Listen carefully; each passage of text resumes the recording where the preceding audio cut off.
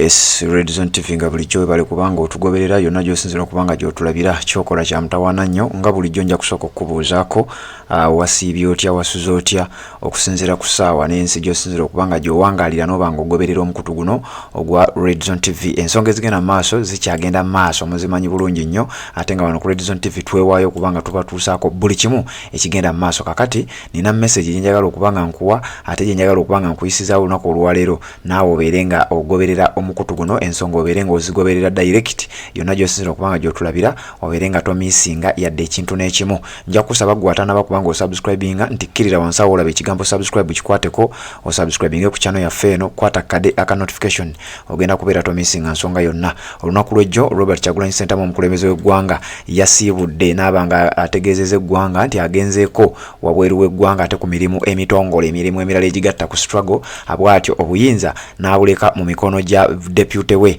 owa Northern Uganda amanyiddwa nga Maama Dr. Lina Zedriga Walu era nga kati wetwogerera ye party president ajjudde emirimu okumalira ddala ennaku 10 zagenda okumala president nga taliiwo. Kakati ate ensonga y'Amathaasi Mpuuga nsamba ekyagenda mu maaso ojjukira ebibadde bibeerawo byonna wiiki ewedde amawulire gonna tugakuwadde olunaku lwajjo olwa Mande twatandise bulungi nnyo n'amawulire era nga tugakuwa ensonga n'obeera nga naawe oyongera okubeera ng'ozitegeera. Kakati essaawa eno nina message gye nkuleetedde okuva mu musajja amanyiddwa nga Charles Rwomushana.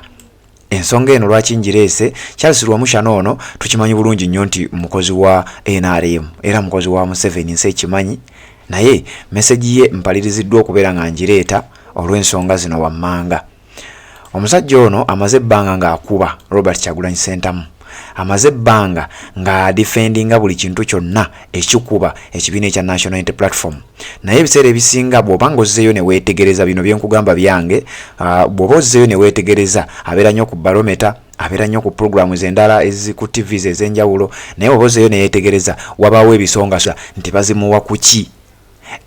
Rwomushana n'ategeeza n'agamba ngenda bikuwa biwulirize naye nkuwa ekyange n'ategeeza n'agamba nti Mathaasi Mpuuga lwaki aba NRM bamuwagira lwaki parliament emuwagira okubeera nga talizayininga nti singa alizayininga aba alabisiza parliament yonna era aba aleesa akazito ak'amaanyi aba aleesa obulabe obw'amaanyi mu parliament ensonga ze batajja na kusobola kubeera nga bannyonnyola. Kyova olaba nga tebasobola mukkiriza alizayininge kyova olaba nga ba NRM be bavaayo okumuwagira abo ababimanyi ababitegeera. Kakati kamukuwa bikugambe neme kubeera nga mwogerera wabula nga sinaba kubanga mbikuwa nja kusaba gwatana bakubanga osubscribinga kikole kirira wansi awo olaba ekigambo subscribe okikwateko kwata ku kade aka notification obeere nga tomisinga nsonga yonna amawulire gonna nga bwe ganaabagajja ojja kubeera omu ku abo abanasooka ng'ogamanya ate naawe obeere ng'otambula naffe mu mbeera zino ez'okumanya n'okutegeera. Genda mu comment section teekamu obubaka obeere ng'otubuuza ekibuuzo kyo oba otubulire waawe osinzira okubanga otulaba oba olina complain yonna giteekeyo ffe tetulina comment gye tubuuka mu ngeri y'emu kwata linki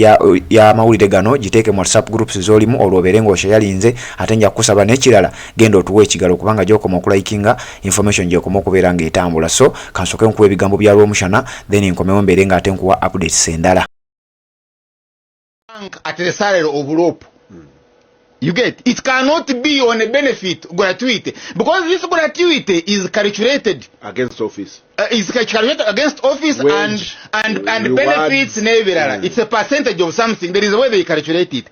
Kakati zono million bitano bas calculating batya. Nebina. No kenza kangene kuza Mpuuga because you see why Mpuuga is central. He is the eye of those in dissent. That Uganda yasalawo bana abali mu buyatu tugenda kubesiga for that matter therefore olina okutuulayo for the benefit for Ugandans because there is some suspicion the government may so he is supposed to be there not to win the vote but to monitor for Ugandans. Kakati njagala abulira bana Uganda how did they calculate the million bina nze sifuddeyo ku bitano ze yafuna. I am not interested about the bribe because sometimes the bribe is determined by the giver. Nze baram business nenga bwe nakuwa zino mba nfuna it's not the receiver. Now kakati bali at work calculation how did they arrive at this figure. So there are two things therefore we must look at. Abamuwa sente zino bali basuppressinga ki Yeah, because you see, if you're saying that million bitano after service, nelopa agendo kujaja kuzifunda, that would have been different. That would be different. But you see, it they are may saying be irregular, but okay. Yes, but here they are saying the commission has sat and has decided to give Mpuuga specifically. Matthias in Nsamba Uwe Masaka. From Rwengo, million bitano. It's not personal to order, and that's wrong. It cannot be personal to order. So in other words, why was this money specific to Mpuuga? To suppress what? If it is not suppress what, then they were paying. And paying for what? Because that's also extremely very critical. Then now we'll go to the leakage. Ntoli mumazo kukora crime. Mumazo kukanya crime. Because when you analyze this law, unless we are challenged by the Attorney General, they committed a crime. The crime was committed, scene of crime, parliament. Yes, but the question what was the object of why has the other one now released it? Why have they leaked it? Who is leaking and why have they leaked it? Because leakage Nkuvuddemu ebintu bibiri. Erese NRA occupational nakba into strategic defense. The thing is legal. Kat it is legal bachogerera ani. Tebachogerera Mpuuga. It is legal bachogerera for the three commissioners. Bayabalia. You see, ne ayabawa. Abagabana. In other words, singa Mpuuga avuddeyo na resigninga. Nagamba yes, it was wrong. Abadagenda create a strategic.